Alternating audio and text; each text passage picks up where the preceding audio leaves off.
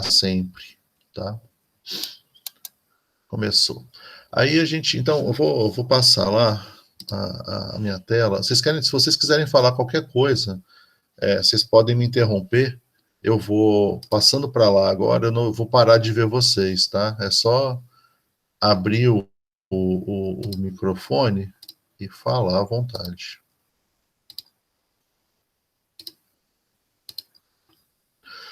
Então, aí na última aula, a gente estava conversando sobre a segunda lei da termodinâmica, né? Agora eu estou transmitindo. Se vocês tiverem algum problema de conexão, vocês me avisem também, porque a minha internet não está muito confiável hoje. Então, quando a gente estava falando da segunda lei da termodinâmica, a gente falou sobre o surgimento da necessidade de entender como um processo desse tipo funciona, né? Então, a gente tinha aqui, por exemplo, um gráfico de P por V. Se a gente tiver um sistema que funciona partindo de uma pressão inicial,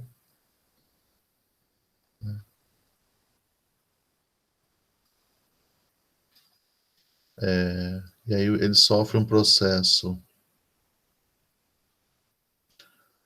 Esse processo aqui é isotérmico, uma expansão, né? Uma expansão isotérmica e reversível. É muito importante que seja reversível, tá bom? Especialmente, bom, a gente quer ter exatamente essa característica aqui, né, para nossa curva. Quando isso acontece, né, a gente mudou a pressão, então chega numa pressão 2, chega num volume 2, mas a temperatura continua sendo a temperatura 1, né, porque foi um processo isotérmico. Quando a gente chega nesse ponto, a gente passaria a ter, então, uma expansão adiabática. E aí, como a gente viu lá numa aula, ao fazer isso, a gente tem uma queda de pressão muito mais brusca numa expansão adiabática do que numa expansão isotérmica. Então, a gente poderia desenhar dessa forma esquematicamente. Então, isso aqui é uma expansão adiabática.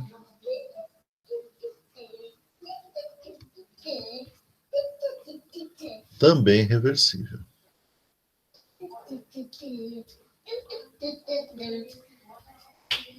Certo? Oi, querida. Quer assistir a aula? Não. Não? Então tá bom. Daqui a pouco eu vou lá. Ela é esperta. Quando isso aqui acontece, a gente chega aqui num ponto P3, V3, e agora numa temperatura que eu vou chamar para ficar aqui simples com esses com o subscrito aqui, eu vou chamar de T na situação 3, tá bom? E aí a gente retorna para fazer um ciclo, né? A gente pode fazer primeiro um processo isotérmico, então agora a gente teria uma contração isotérmica e reversível. Nesse ponto, que a gente parar aqui qualquer, a gente passaria a ter uma P4, V4, só que como é isotérmico, a temperatura volta a ser continua sendo T3. E, finalmente, uma última contração adiabática para a gente retornar aqui para o ponto, fazer um ponto maior, por exemplo, para o ponto inicial. Então, aqui seria adiabática, uma contração adiabática reversível, né? O que a gente pode pensar aqui é o que está acontecendo, né? Então,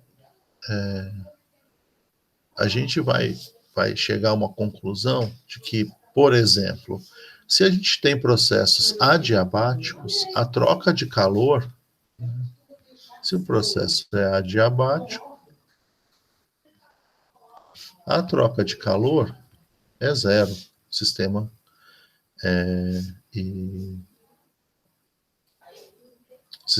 entre o sistema e as vizinhanças, né? Então, se a gente pensar aqui que a nossa troca de calor, ela tem uma relação entre calor, a relação calor por temperatura, né? O somatório de calor pela temperatura vai dar para a gente o que está acontecendo nesse sistema, né? O trabalho feito. Se a gente somar para todos os passos, a gente pode somar essa relação Q por T de 1 até 4, os passos vão até 4, isso aqui tem que dar zero para a gente ter esse sistema reversível. Isso aí vocês já viram lá na aula do Tiago, né? O interessante aqui é que para os passos, então aqui seria o passo 1, eu acho que eu vou escrever em número romano para confundir um pouco menos. O que vocês acham? De 1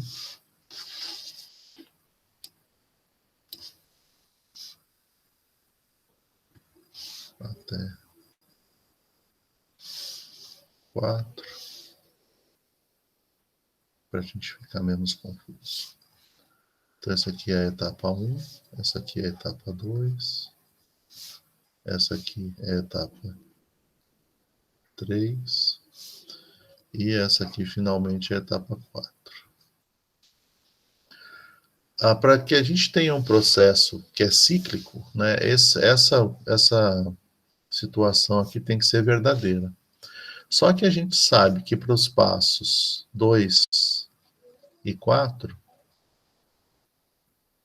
a gente tem Q sobre T é zero, porque Q é zero. Né? Então a gente fica basicamente com Q trocado na etapa 1 sobre T1, né? E a gente tem aqui o Q trocado na etapa 3 sobre T3. Isso aqui é sempre bom a gente enfatizar.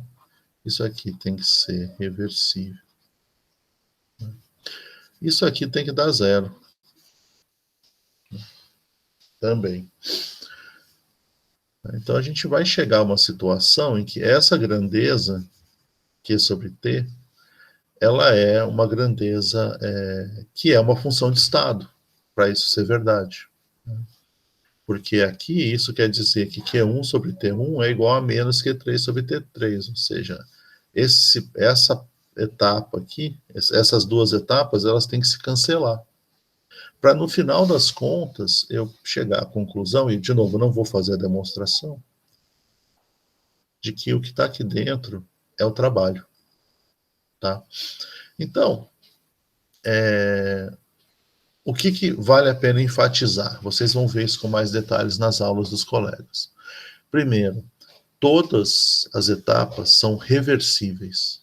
Então, essa discussão aqui dessa somatória que dá zero, ela só vale se cada etapa for reversível. Então, todo o ciclo aqui, as 4 etapas, são reversíveis. Tá? E o que se fez depois disso é a gente identificar, né, a variação de entropia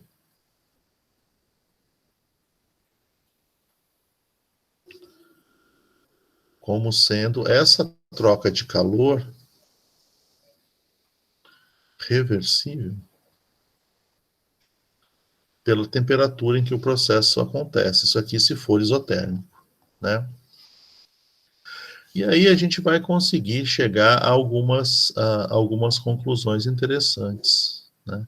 E eu queria conversar com vocês se isso aqui está claro, se vocês já viram primeiro, né, o vídeo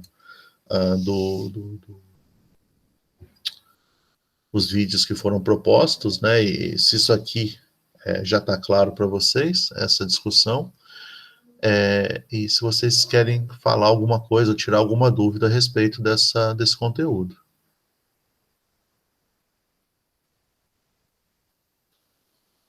Não, para mim tá explicado. Né? Então, com esse tipo de... desculpa, mas eu não consegui reconhecer quem falou. A Júlia. Mas... tá. Eu ainda não estou conseguindo identificar as vozes. Júlia, então quer dizer que você acha que você conseguiria usar isso aqui para resolver um problema? Tirar como é que chama? Tentar aplicar isso aqui de alguma forma. Espero que sim.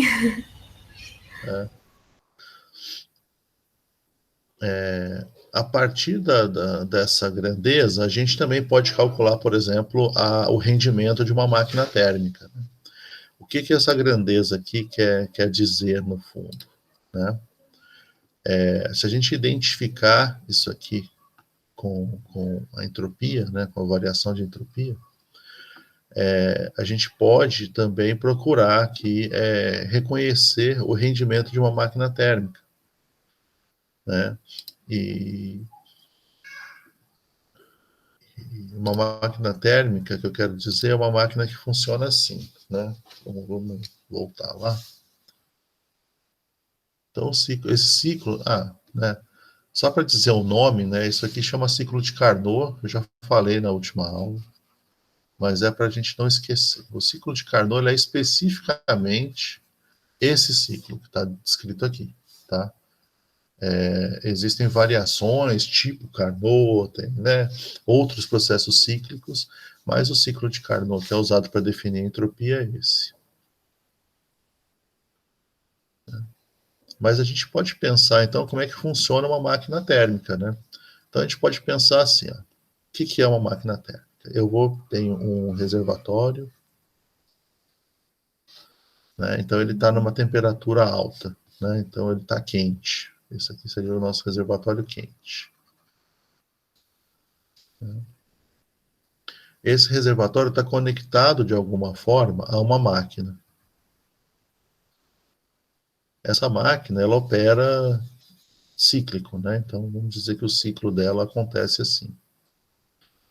E essa máquina, o trabalho, a energia que não é usada pela máquina vai para um reservatório que está frio, né? Então, isso aqui ele está numa temperatura que eu vou chamar de Q, para quente, e esse aqui está numa temperatura F.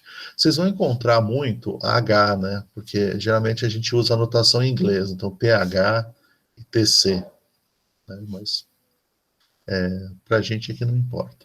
O que essa máquina faz? Ela gera trabalho. Então ela faz alguma coisa aqui e ela libera para a gente energia na forma de trabalho. O que a gente precisa entender? A máquina, ela vai tirar energia do reservatório quente, né? Então a energia flui do reservatório quente para a máquina, que realiza trabalho, só que parte dessa energia que entrou aqui, né, ela tirou calor do quente, e parte da energia que veio não é convertida para trabalho. Uma boa parte dessa energia ela é transferida para o reservatório frio. E aí é impossível, né, isso é uma das coisas que a segunda lei da termodinâmica diz, que toda a energia que veio como trabalho seja convertida, que veio como calor, seja convertida em trabalho. Né? Então, existe uma perda que ela é intrínseca, e ela é dada justamente quando a gente, ao trabalhar aquela equação que está lá atrás, a gente chega à conclusão sobre o rendimento possível de uma máquina térmica. Né? Professor, Pode falar. então, por exemplo, o ciclo de Carnot ele vai considerar que não vai ter essa troca, então por isso que ele vai ser a questão da eficiência dele a maior possível para um sistema? Então, ele não é que ele não considera que não tenha troca, é que aquele sistema ele é o sistema ideal, né? Porque a gente está falando ali de processos que são perfeitamente reversíveis. E a gente escolheu que 2 deles fossem adiabáticos para simplificar o nosso problema, né? Mas você tem razão, né? Eu acho que o ciclo de Carnot ele vai te dar a eficiência máxima, mas essa eficiência máxima ela não é nem perto de 100%. tá? Ela depende muito fortemente, dá para a gente ver pela equação, ela depende muito fortemente da diferença de temperatura entre os reservatórios. Tá? Quanto maior for a diferença de temperatura, maior é o rendimento máximo possível de uma máquina térmica. Mas ele nunca vai chegar perto de 100%. Assim, então o calor ele não vai se converter então totalmente em trabalho no ciclo de Nunca, em Carnot. hipótese alguma. Não, nem no ciclo de Carnot, nem em lugar nenhum. Né? O ciclo de Carnot, ele te dá o máximo que você consegue fazer. Qualquer outra situação que você fizer, você tem menos energia convertida em calor do que no ciclo de Carnot. Certo? Então, o ciclo de Carnot ele é o limite superior do rendimento. Qualquer outra máquina, uma máquina real, um motor de carro, um motor de geladeira, uma reação química, né? Tudo é limitado pelo rendimento de um ciclo de Carnot. Né? Todos os outros rendimentos vão ser menores que esse. Tá? E vai ser menor porque é uma lei da natureza. A gente está assumindo isso, né? Quer dizer, até hoje não foi possível provar que isso não é verdade. Porque é complicado aqui, porque que complicado não. Se você tiver uma máquina funcionando, você sempre tem perda de energia por causa do ciclo. Lá no ciclo, você vai perceber que é assimétrico, né? A troca de calor. Então, você sempre perde aquele calor que está ali abaixo da curva, é perdido. É perdido para o reservatório frio. E o reservatório frio, ele nunca vai transferir calor para o reservatório quente, porque o reservatório quente está numa temperatura maior, certo? Então isso não faz sentido, Perderia aquela lei zero, né? Isso, você estaria indo contra a lei zero, que é uma coisa, na verdade, a lei zero da termodinâmica ela é praticamente um lugar comum, né? Um conhecimento comum. Eu acho que ninguém assim que parou para pensar nesse assunto acha que você transfere calor do frio para o quente. É sempre ao contrário, né? Então, você tem um limite aqui, porque você poderia ter uma coisa perfeita se você, né, se a gente não tivesse que se preocupar com a segunda lei da termodinâmica, você poderia ter um fluxo contínuo de energia, né? Você poderia ter uma máquina que funciona, você dá calor para ela uma vez e ela faz trabalho infinitamente, porque se você mantiver a diferença de temperatura constante e não tiver perda, você vai sempre ter o trabalho sendo feito a partir dessa máquina. Então você teria um modo contínuo, certo? E esse é uma das coisas que sempre, de vez em quando, a cada alguns anos, alguém aparece falando que conseguiu fazer um modo contínuo. Né? Mas é impossível você fazer uma coisa que trabalhe convertendo 100% de calor em trabalho. Você tem o limite que é dado pelo ciclo de Carnot. Se trabalha de forma cíclica, né, se o trabalho está sendo usado, se o trabalho está sendo gerado, mesmo que ele não seja usado, você está gastando essa energia. Você está perdendo e está perdendo para o reservatório frio. Então você. O motor perpétuo, então, o motor perpétuo não considera então essa troca de calor pro feeling. Você considera que toda a energia dada isso é uma das possibilidades de um moto perpétuo, né? Toda a energia que é dada do reservatório quente seria convertida em trabalho. Se isso acontecer, você poderia ter um moto perpétuo. Tá? Mas isso não acontece. Interessante. Obrigado, professor. Falou. Né? E aí você vai obter esse tipo de trabalho. Tá? Só que, de novo, na melhor das hipóteses, você vai ter o seu sistema transferindo calor de forma reversível. Né? Como é que a gente faz, né? Quer dizer, o que é a transferência de calor? Vocês já pararam para pensar? O que direciona a transferência de calor? O João Paulo acabou de falar aqui uma coisa, né? O que direciona a transferência de calor é a diferença de temperatura. Então, para eu transferir calor da máquina, do reservatório quente para a minha máquina, eu tenho que ter uma diferença de temperatura entre o reservatório e a máquina. Né? Para eu fazer essa transferência de calor de forma reversível, o que tem que acontecer? Durante todo o processo, como que direciona a transferência de calor é a diferença de temperatura, durante todo o processo, a temperatura da minha máquina tem que estar numa temperatura próxima à do reservatório quente. E eu tenho que fazer isso de uma forma em que a variação de temperatura acompanhe essa transferência de calor. Né? E aí eu tenho o processo, né, cíclico acontecendo. Então, o que é esse Q aqui? Se a gente lembrar lá do ciclo de Carnot, né, essa transferência aqui é o passo 1, porque no passo 2 a gente não tem transferência de calor. Tá? Lá no ciclo de Carnot.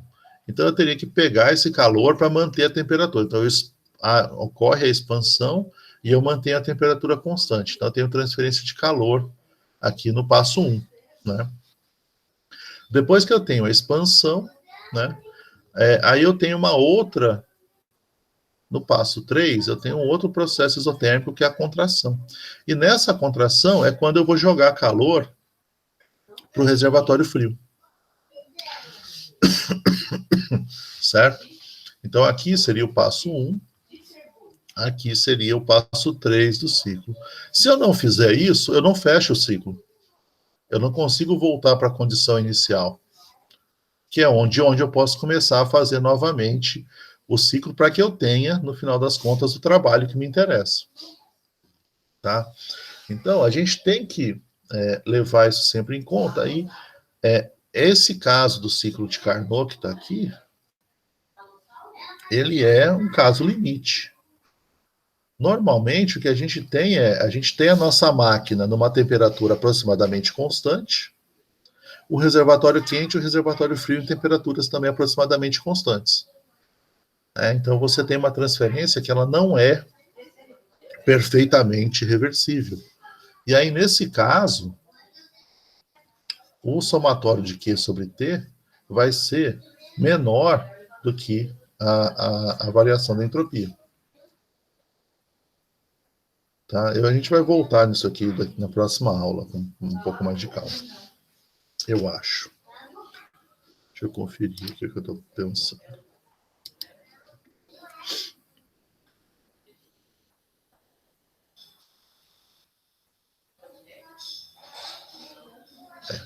Certo. Tá? Então, isso aqui são coisas que é importante vocês terem na cabeça quando vocês vão estudar.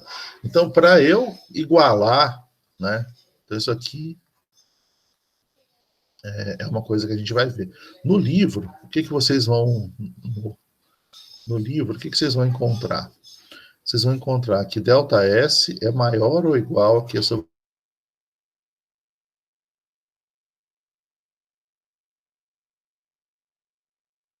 Isso aqui, na verdade, seria você dividir em 2 ramos. Você vai dizer que ΔS é igual a Q sobre T, desde que isso aconteça de forma reversível. Ou ΔS é maior do que Q sobre T para todos os outros processos que não são reversíveis. Certo? Vocês estão me escutando, gente? Sim. Sim. Sim. É que deu um aviso aqui na minha rede que eu tinha perdido a conexão, mas parece que não. Então tá, então a gente tem essas duas separações. Então, o problema do sinal de maior aqui é que aí você não tem como saber o quanto que é ΔS mesmo, certo? Então, a gente não quer trabalhar dessa forma. A gente não vai fazer isso. Para a gente, se a gente tem uma série de processos não reversíveis, a gente vai ter que, de alguma maneira, converter esse processo em um processo reversível. Né? Como é que a gente pode fazer isso, né? Eu vou mostrar uma coisa genérica para vocês, depois a gente vai ver nas próximas aulas, a gente vai ver com mais detalhes algumas coisas sobre processos específicos em que a gente pode trabalhar assim, tá bom?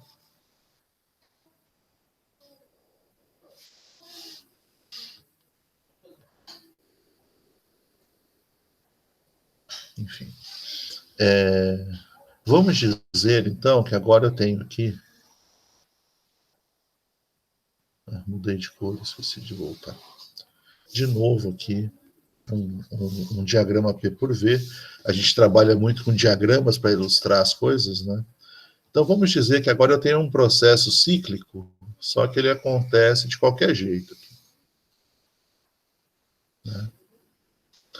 Não sei, tem uma expansão, depois tem uma coisa aqui, enfim, não importa. Aí eu quero calcular o trabalho, né? Quero calcular a entropia desse processo. Como é que eu vou fazer? Bom, eu não posso simplesmente pegar esse processo e tentar calcular a entropia do jeito que ele está aqui, porque eu não sei o que está acontecendo. Então, o que eu vou fazer? Eu vou, primeiro, vamos tentar aproximar o melhor possível por um ciclo de Carnot. Então, se eu pegar daqui, eu posso fazer alguma coisa assim. Vamos dizer que eu consiga um ciclo de Carnot que trabalha assim. Né? Aqui. Só que aí o que acontece? Isso aqui me dá um trabalho, né? Só que só para essa parte do processo. Acontece que eu posso agora falar, puxa, mas aqui eu posso pegar e tentar, né? Fazer um novo ciclo de Carnot aqui. E, bom, agora somando esses dois aqui, né? Então eu vou chamar isso aqui de 1, esse aqui é 2. Bom, está um pouco mais próximo, né? Se eu calcular agora o trabalho aqui dentro, somar esses dois aqui, está um pouco mais próximo do que eu teria na realidade. Posso continuar fazendo isso quantas vezes eu precisar. Então, eu teria aqui um 3, poderia pensar no... O meu desenho está começando a atrapalhar. 4, um quinto ciclo que começa aqui, e aqui, como é isotérmico, eu posso fazer igual. Aí ele vem até aqui. E eu vou pensando em ciclos de Carnot. Né? Eu vou somando esses ciclos, eu vou adicionando ciclos de Carnot aqui. Não importa como eu consigo fazer isso, né? Pode ser um número muito grande, pode ser que com poucas novos ciclos aqui eu consiga resolver esse problema. Então, o que eu fiz aqui? Eu estou agora colocando esse meu problema como sendo uma combinação de diferentes ciclos, certo? Então, eu posso dizer que a minha entropia aqui é o somatório para todos esses ciclos de Carnot para o processo Q sobre T. Agora, são todos ciclos reversíveis, né? E aí você vai ter um ciclo total. Como a entropia ela é uma função de estado, né, a gente vai ter essa descrição agora acontecendo de forma completa. Todos esses ciclos de Carnot, se é ciclo de Carnot, isso aqui é reversível, necessariamente. Né?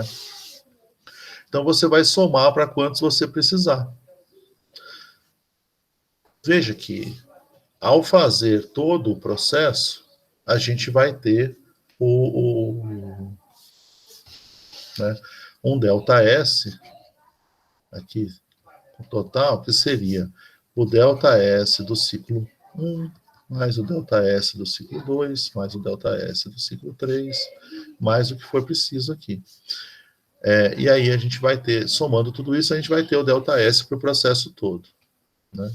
O ΔS para o ciclo 1, ele é, aqui, lembrando que aqui seria a etapa 1 e a etapa 3 para o ciclo 1, E a gente pode fazer a mesma coisa, né?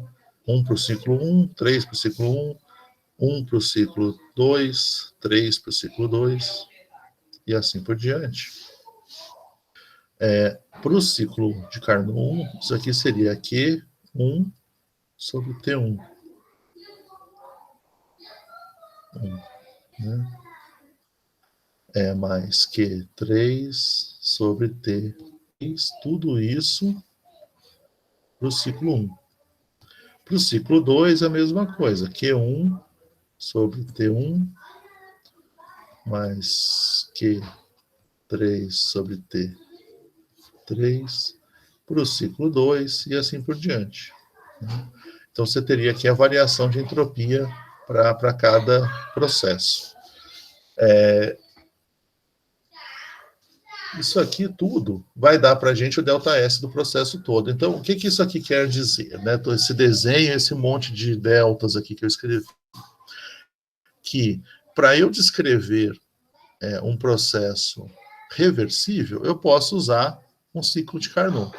Para eu descrever um processo, um ciclo, né, reversível, se para eu descrever um ciclo não reversível, o que eu preciso é converter o meu ciclo não reversível em uma série de ciclos, tipo ciclo de Carnot, né, uma série de ciclos de Carnot que sejam todos reversíveis. Então eu posso considerar um somatório desses ciclos agora, desses processos reversíveis. Tá? Isso aqui é genérico, né? Então isso aqui é uma consideração geral, né? Na prática, o que a gente vai ter que fazer, por exemplo? Para eu calcular a entropia de um processo que não é reversível, e a gente vai ver, por exemplo, um processo que não é reversível. Se eu pegar a água líquida, né, da temperatura ambiente, e colocar a água repentinamente a menos 20 graus Celsius. Eu vou ter o congelamento, né, vou ter a formação de gelo dessa água. Esse processo não é um processo reversível, no sentido termodinâmico. É lógico que se eu esquentar de novo a água, ela volta a ser, o gelo, ela volta a ser água. Mas você não tem um processo reversível, porque existe uma tendência líquida, né, um caminho preferencial, que é a água passar de líquido para sólido nessa situação. Para eu poder descrever esse processo, eu vou precisar quebrar esse processo, que não é reversível, em uma série de processos reversíveis para eu poder calcular a variação de entropia. Tá? É isso que a gente vai fazer tipicamente. Pode falar. Nesse caso do gelo, você fala que ele não é um processo reversível por conta de espontaneidade, por exemplo? Exatamente, porque... pode falar. Não, porque um processo vai ser espontâneo e o outro não. Isso que eu terminei de falar. Isso mesmo, quer dizer, você tem uma direção preferencial, certo? Você pode pensar nisso como sendo a gente pode escrever uma equação química para isso. A gente teria a água líquida indo para a água sólida, né? Você pode ter o processo direto, você pode ter o processo inverso, né? Você pode ter a passagem de líquido para sólido ou de sólido para líquido. Se a gente pensar que a gente tem o processo está acontecendo nas condições padrão, desculpa, e a temperatura for menos 20, né, que eu tinha falado, graus Celsius, existe uma direção preferencial. Então, nesse caso, nessa condição aqui, a direção preferencial ela é no sentido da solidificação. Né? Não existe aqui a coexistência de água líquida com sólido. A menos 20 graus Celsius, o que você tem é água no estado sólido. Então, esse processo não é um processo reversível, existe uma direção preferencial. Tá? Sim, entendi. Obrigado. E aí, de nada, fica à vontade para perguntar mais. Para eu descrever esse processo, eu vou precisar quebrar esse processo não reversível em uma série de processos reversíveis. E o que eu faço eu garanto que isso é possível, porque eu estou provando aqui nessa situação que o ΔS é uma função de estado. Então, para eu calcular esse ΔS, eu quebro esse processo não reversível em vários processos reversíveis, e aí eu vou poder calcular a variação de entropia nessa transição aqui de líquido para sólido, para água, a menos 20 graus Celsius. Tá? A gente vai ver isso com mais detalhes logo, logo. Tá bom?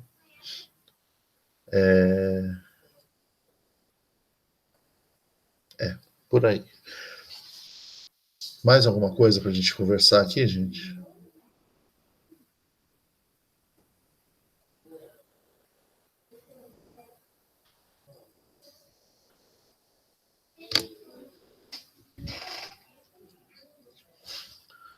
Bom, se não tiver, deixa eu parar aqui, interromper esse compartilhamento.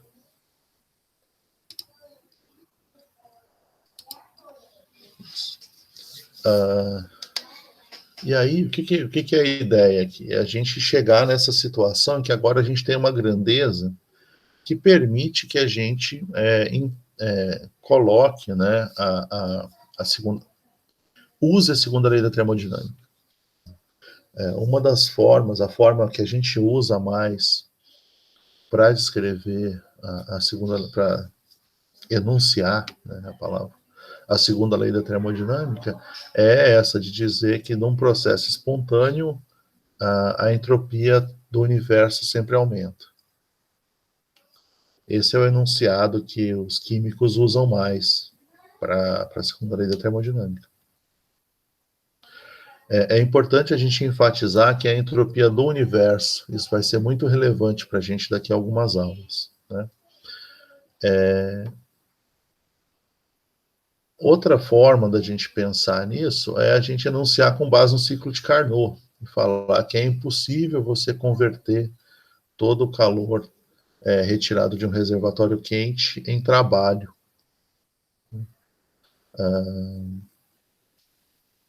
Essa é uma forma de enunciar a segunda lei da termodinâmica também, que é mais baseada no ciclo, na observação do ciclo de Carnot diretamente. A relevância disso tudo é que, no fundo, é essa grandeza que rege a espontaneidade de qualquer processo, é a entropia. A gente tem um obstáculo de aprendizado aqui, né, que é bem claro.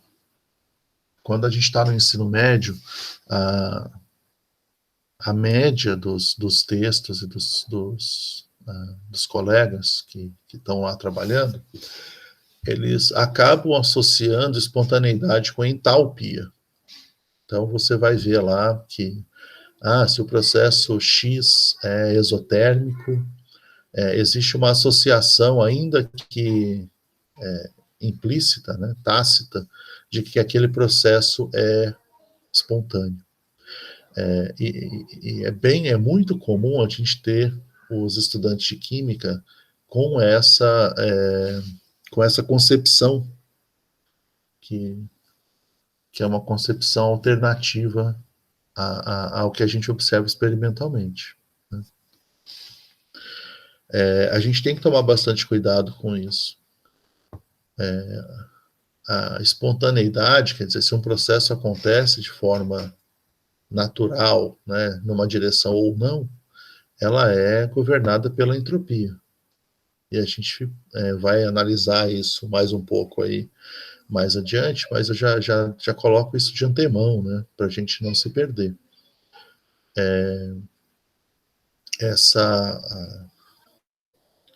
Esse obstáculo aí, ele é complicado, porque a gente vai chegar numa equação mais adiante que a entalpia entra, tá? Mas ela entra como uma consequência da troca de calor entre o sistema e a vizinhança. Então, de novo, eu vou enfatizar para deixar isso bem claro. O que governa, determina a espontaneidade de qualquer processo químico ou qualquer processo natural é a variação de entropia.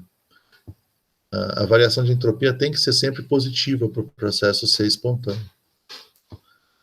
Qual variação de entropia? A variação de entropia do universo.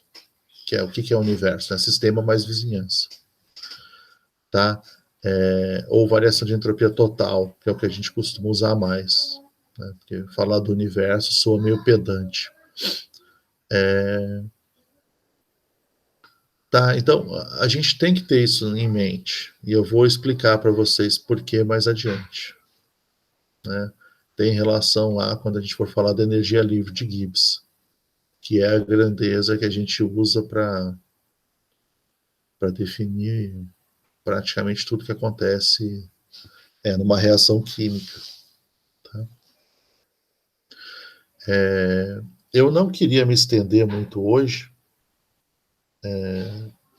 a menos que. Porque aí eu passaria a falar dos processos reversíveis na próxima aula.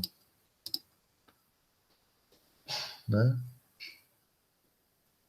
Isso. Que seria depois de amanhã. Tá? A gente pode falar daí dos processos reversíveis e de alguns outros processos também, não necessariamente só dos reversíveis. E aí a gente chega numa situação já mais confortável para a gente caminhar mais no nosso curso. Tá bom? Vocês têm alguma dúvida? Vocês têm alguma dúvida?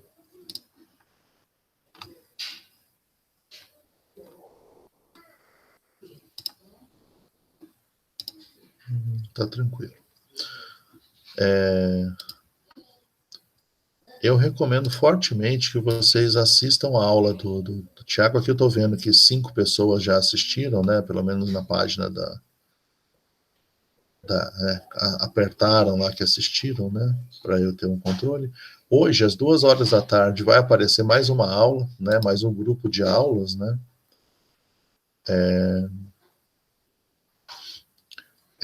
Nessa aula, o professor Tiago já vai começar a falar da terceira lei da termodinâmica, então vocês podem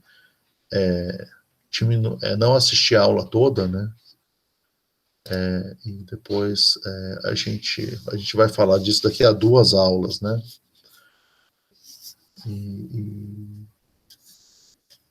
Mas não deixem de assistir, tá? E sempre que vocês quiserem, tragam as dúvidas de vocês para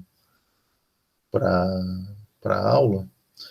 E na próxima aula eu vou resolver alguns exemplos com vocês relacionados à entropia, tá?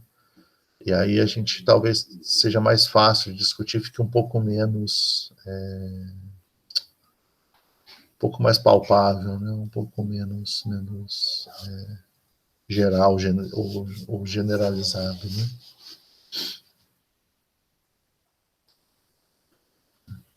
Tudo bem?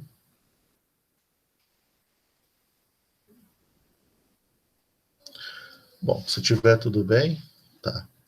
Obrigado, João Paulo. Se tiver tudo bem, a gente já vai parando por aqui. E a gente continua. Vou parar então. Eu vou parar e a gente continua